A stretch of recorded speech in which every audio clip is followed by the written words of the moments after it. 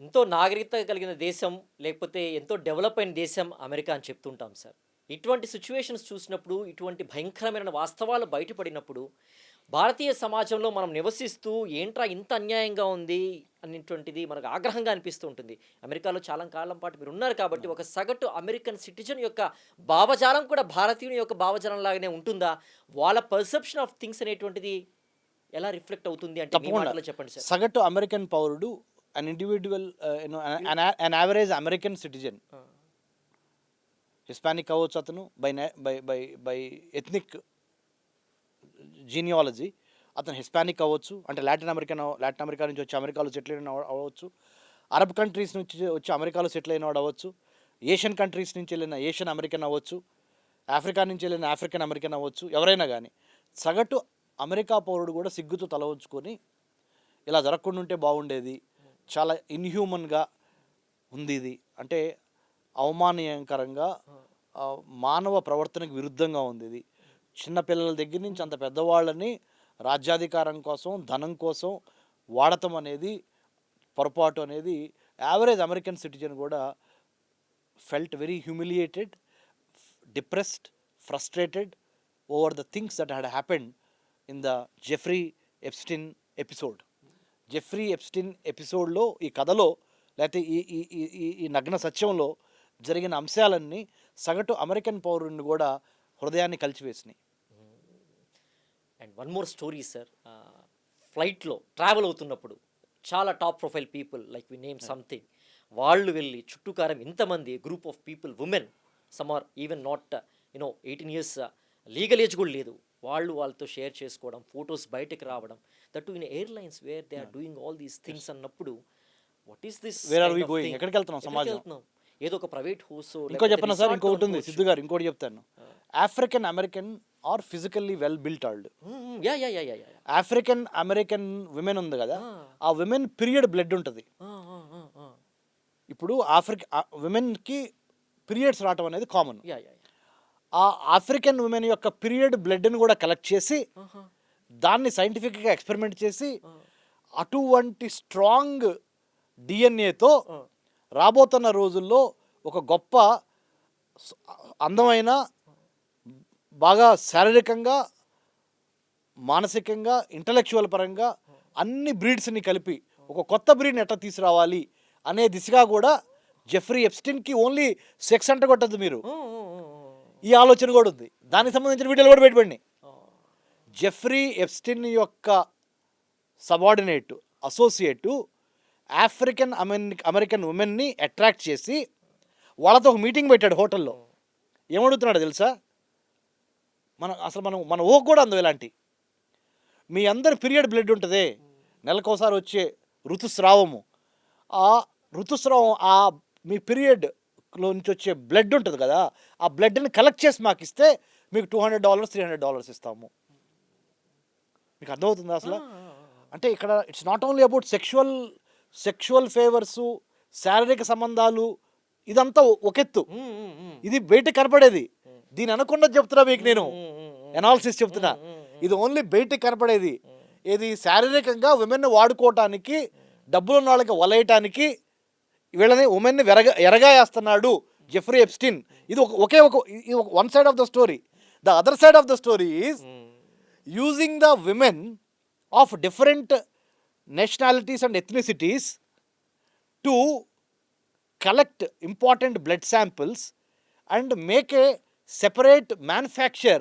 అక్కడ ఇందాక manufacturing consent అని చెప్పా, ఇక్కడ మ్యానుఫ్యాక్చరింగ్ ఏ ఊంబ్, ఒక కొత్త అంబులికల్ కార్డ్, కొత్త జీవాన్ని, కొత్త జీవరాశుల్ని, అంటే ఒక కొత్త బలీనమైన, స్మార్ట్, స్ట్రాంగ్, సెక్యూర్, గ్లామరస్ రేస్ను ఒకటి క్రియేట్ చేయాలి అంటే వీటి మీద కూడా పరిశోధనలు చేయాలి అనేది second layer of Jeffrey Epstein.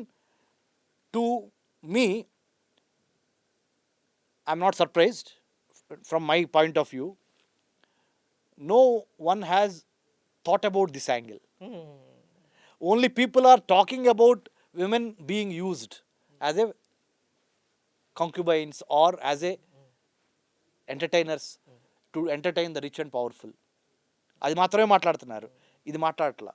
There is a different angle. ఎందుకంటే దీనికి ఒక విజ్ఞానం కావాలి, దీనికి ఒక నాలెడ్జ్ కావాలి, ఇన్వెస్టిగేటివ్ అప్రోచ్ approach ఉండాలి, ఇదంటే investigative. Easy to talk, easy to share, Absolutely. Even layman కూడా మాట్లాడొచ్చు కాబట్టి విరివిగా సమాజంలో దీని గురించి చర్చ ఉంటుంది. ఎవరికైతే సబ్జెక్ట్ ఉంటుందో, ఎవరికైతే నాలెడ్జ్ ఉంటుందో ఆ లోతులకి వెళ్ళి వాళ్ళు ఆలోచించినప్పుడు మాత్రమే దీని గురించి చర్చించుకోగలరు, మాట్లాడుకోగలరు. పెద్దగా అందుకనే భయపడరు.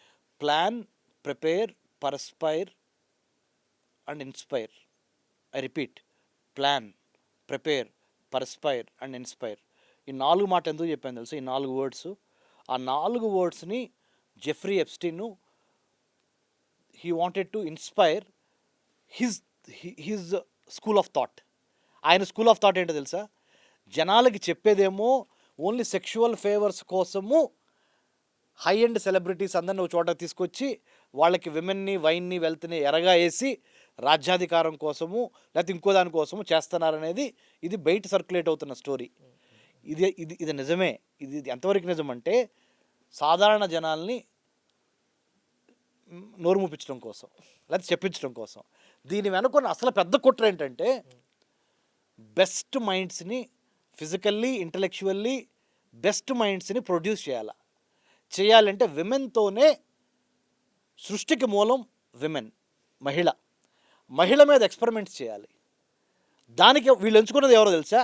ఆఫ్రికన్ అమెరికన్ విమెన్ని, నల్ల జాతికి సంబంధించిన ఆఫ్రో అమెరికన్ విమెన్ యొక్క పీరియడ్ బ్లడ్ని శాంపుల్స్లో కలెక్ట్ చేసి దాని మీద ఎక్స్పెరిమెంట్ చేసి ఒక కొత్త ప్రపంచాన్ని సృష్టించడం కోసం to be number 1 in the world. అది one of the objectives of Jeffrey Epstein. ఈ ఆబ్జెక్టివ్ ఎవరిచ్చారు, ఈ గోలు జెఫ్రీ ఎప్స్టీన్కి అంటే దాని మీద ఇన్వెస్టిగేట్ చేస్తే మనకు తెలుస్తుంది.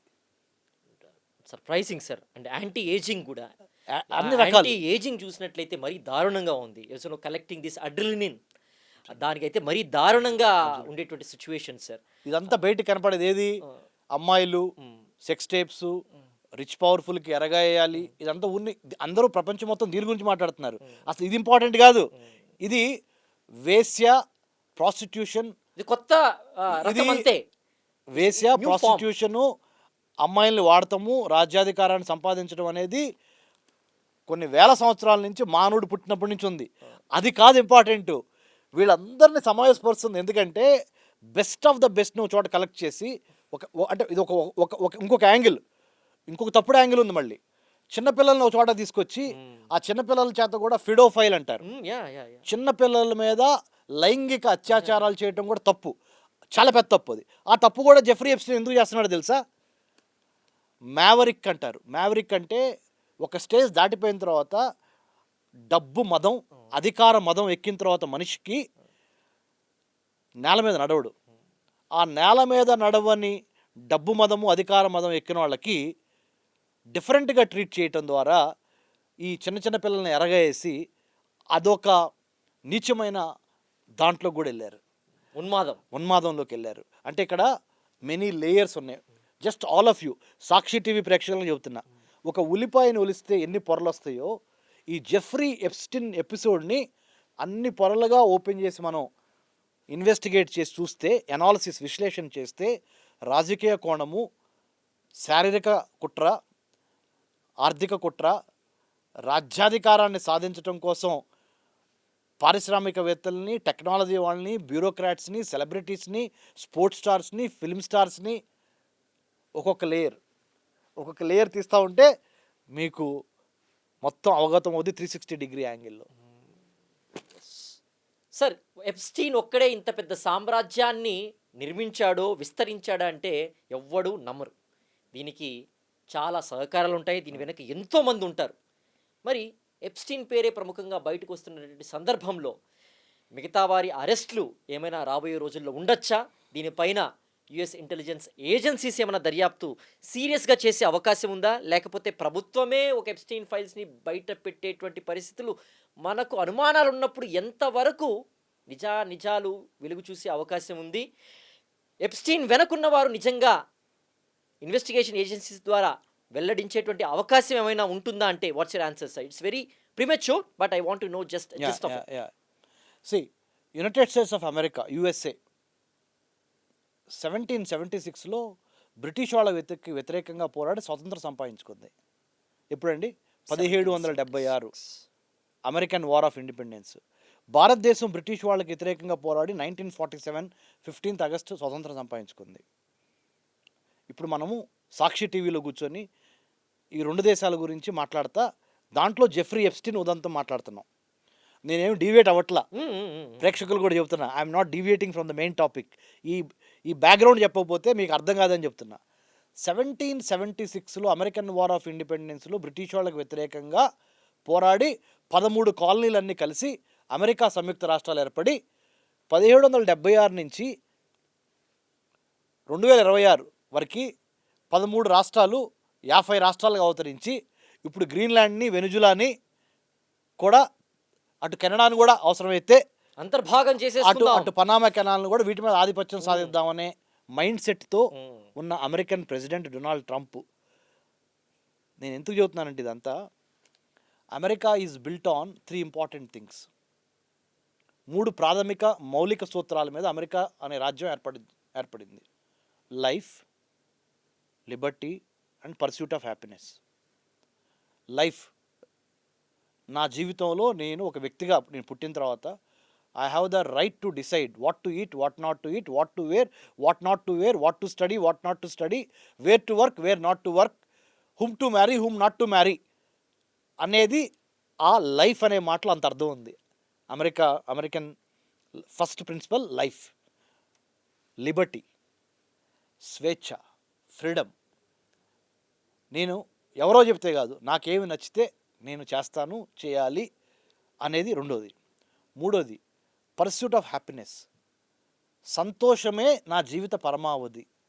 కానీ ఇక్కడ డిస్క్లైమర్ ఆర్ రిమార్క్ ఏంటంటే, సంతోషం కోసము చేయకూడని అనైతికమైన అధర్మమైన పనులు నువ్వు చేస్తున్నావా, ఏదైనా చేసేయచ్చు సంతోషం కోసం అనే క్వశ్చన్ మార్క్ పెట్టినప్పుడు మన ఇండియాలో, మన భారతదేశంలో, మన భారత్లో BHARAT మనకు నేర్పింది ఏంటంటే, ఏం చేసినా ప్రకృతిని హింసించకుండా, పరాయవాడిని హింసించకుండా, లిమిటెడ్గా నీ స్వేచ్ఛ ఎక్కడి వరకు ఉందంటే ఎదుటివాడి ఇక్కడ వరకు తీసుకురావచ్చు, కానీ ఎదుటివాడిని కొట్టే విధంగా నీకు స్వేచ్ఛ లేదు. అలాంటిది ఇక్కడ మనకు నేర్పిస్తే, అక్కడ అమెరికాలో పర్స్యూట్ ఆఫ్ హ్యాపీనెస్ కోసము వెర్రి తలలు వేస్తున్న విష సంస్కృతితో పాటు, పాశ్చాత్యీకరణ వెస్టర్నైజేషన్తో పాటు, మోడర్నైజేషన్తో పాటు, అడల్ట్రేషన్తో పాటు, గ్లోబలైజేషన్ అనే పేరుతో ఏవైనా చేసేయచ్చు, డబ్బు పరమావధి అనే మైండ్ సెట్కి అమెరికా స్లోగా ట్రాన్సిషన్ అయింది. This is the story behind Jeffrey Epstein. Mindset, it is the story. Big picture చూసినప్పుడు మైండ్ సెట్స్, ఎటువంటి మైండ్ సెట్తో నువ్వు ఉన్నావు, సిద్ధు అనే వ్యక్తి ఎటువంటి మైండ్ సెట్తో ఉన్నాడు, విలువలతో కూడి, సంప్రదాయాలతో కూడి, సంస్కారంతో కూడి విజయం సాధిద్దాం అనుకుంటున్నాడా, ఏం చేసినా పర్వాలేదు, ఎంత రక్తపాతం జరిగినా పర్వాలేదు, విమెన్ని, వైన్ని, వెల్త్ అయినా ఏదైనా వాడతాను, ఏదేం చేస్తాను, బై హుక్ ఆర్ బై క్రుక్ నేను గెలవాలి అనే మైండ్ సెట్తో ఉన్నాడా సిద్ధు, లేకపోతే రమేష్ కన్నిగంటి? ఇదే మైండ్ సెట్టు అక్కడ జెఫ్రీ ఎప్స్టీన్ ఉదంతంలో అమెరికన్ సొసైటీలో అక్కడ అది పుట్టి పెరిగి, in order to achieve the end I can follow any means, everything is fair in love and war అంటారు కదా, ఏవైనా చేస్తా, నేను గెలవటం ఇంపార్టెంట్ అనే విష సంస్కృతి అక్కడ. అంటే America, in order to survive America as a great nation or country, they have to do some soul searching now. వాళ్ళ అంతరాత్మతో వాళ్ళు మాట్లాడుకోవాలి. How to correct the, don't worry about the data sets, worry about the moral sets, worry about the ethical sets, worry about the family value sets. అక్కడ correction రావాలి. The correction has to be starting from there. Then I'm not trying to put blame entirely on the American society. Maybe American society by and large is very democratic, very, very talented, very, very hardworking, very, very liberal, but at the same time, some black sheep in American society, and administration. some exceptions and some aberrations. Jeffrey Epstein is one of those aberrations. But by and large, American society is a talented and most democratic and liberal society. So, ఏదో ఒక Jeffrey Epstein ఉన్నాడు కాబట్టి we should not put the entire blame on the American society. We have to have that kind of maturity, mental maturity.